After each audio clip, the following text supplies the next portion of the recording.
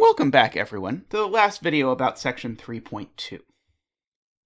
We've been talking a lot about derivatives, and we've hinted at stuff from the graph. I wanted to do a couple more questions just from the graph.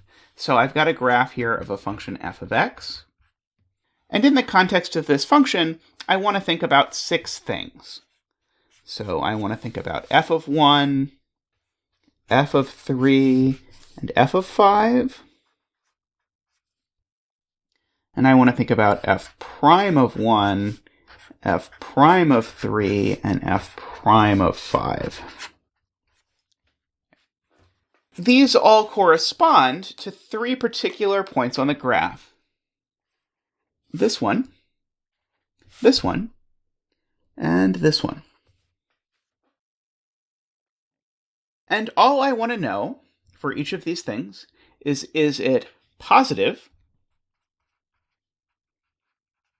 for which I'll write a plus sign? Is it negative,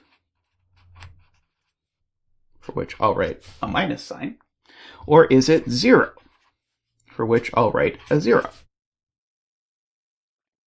So let's start with the left-hand column. So f of 1, what am I looking at? I am looking at the y-coordinate, right? So this 1 is the input. The output is over here on the y-axis, so this is positive.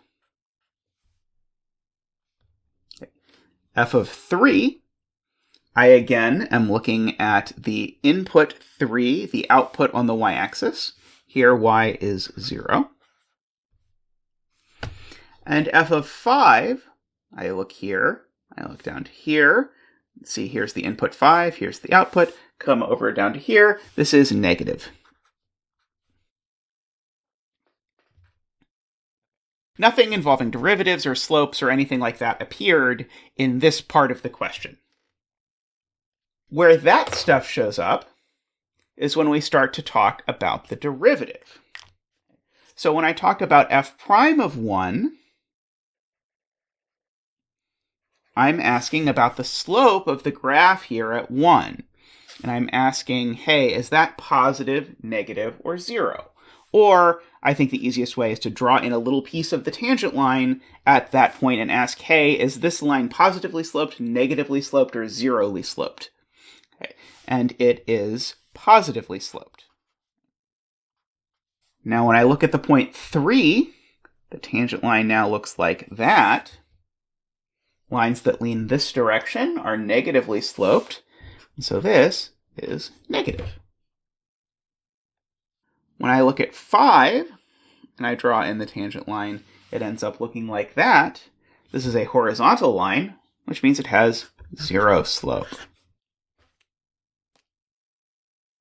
Okay, and so that is how this works. And so from a graph, if they just give you an input, you can identify immediately whether the derivative there should be positive, negative, or 0 by imagining which way the tangent line happens to slant.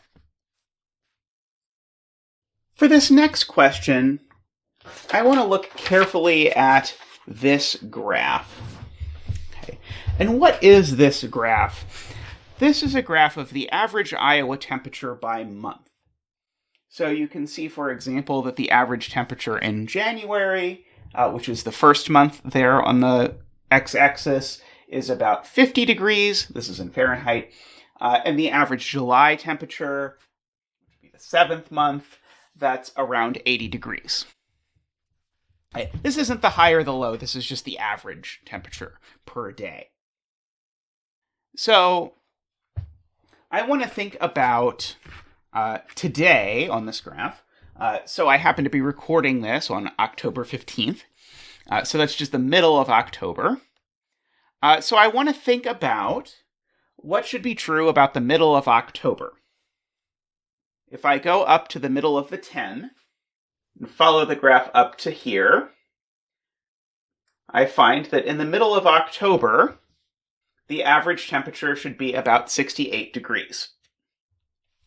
If I look at the temperature right now, it's about 48 degrees, so I'm being cheated out of 20 of these degrees. But if I look and see tomorrow, the temperature is supposed to be up to almost 70, so, averages out. So that would be the value the value of the function in the middle of October, it's about 68 degrees.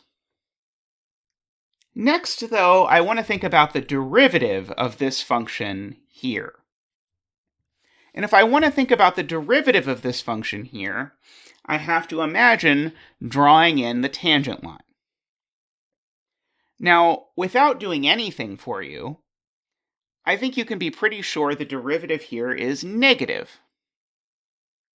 That negative corresponds to the fact that in October, the average daily temperature is going down. What the derivative is going to tell us is how fast that temperature is going down. Here's the same graph where I have done my best to estimate drawing in a tangent line. Again, in a homework packet, a test, whatever, you can just use a ruler and try and draw in a tangent line much like this.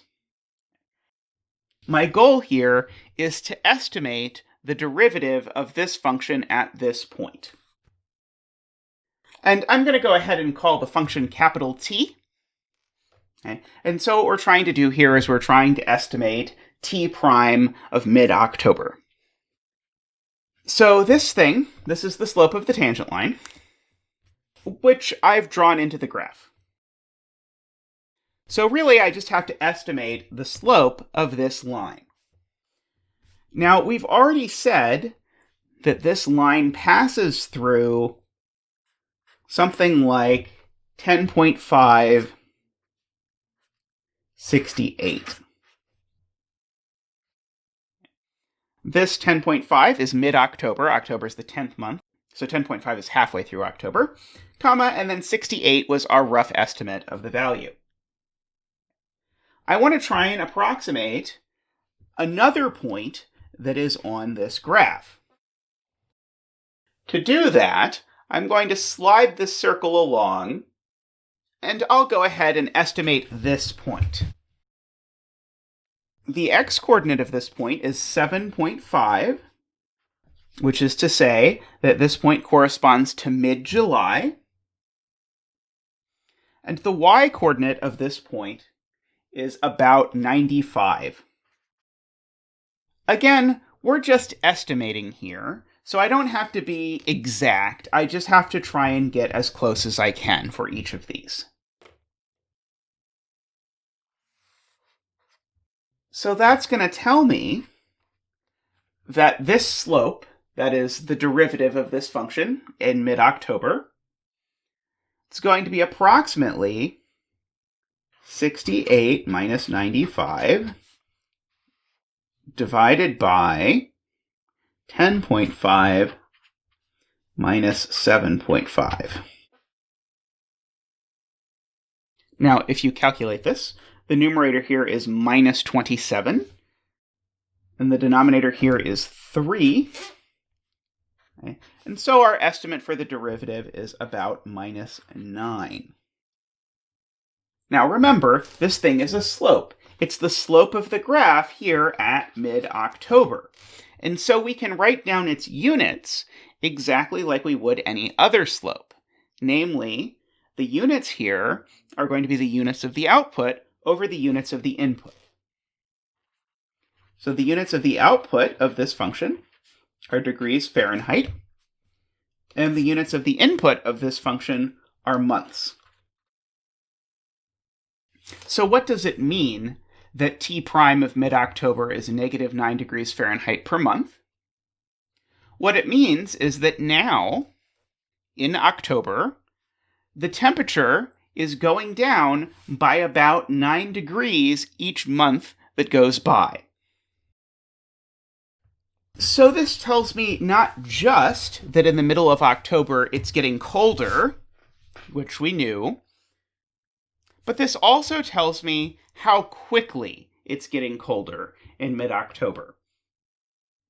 Okay, and so a month from now, we think it's going to be 9 degrees cooler. 2 months from now, we think it's going to be 18 degrees cooler, and so on.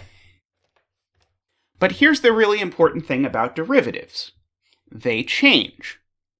The way I know that the derivative changes is because this graph is not a line. The slope at each point is different than the slope at each other point. And so in particular, what I'm saying is, maybe I expect that in a month it'll be 9 degrees cooler, or in 2 months it will be 18 degrees cooler.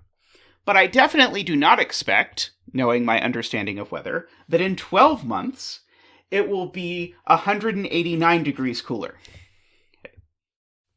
In fact, I probably expect that in 12 months it should really be about the same temperature as now. And the reason for that is that while, yes, the temperature does spend about half of the year getting lower, it spends the other half of the year getting higher. And so if you wanted to compare to different months, you could draw in the tangent lines at other months and see that some months the temperature is getting warmer each month, and so on. All right, I'm going to wrap up discussion of 2.2 here. In the next video, we're going to start talking about 3.3, where we'll try and start talking about the derivative more holistically. But that's it for now. I'll see you all next time.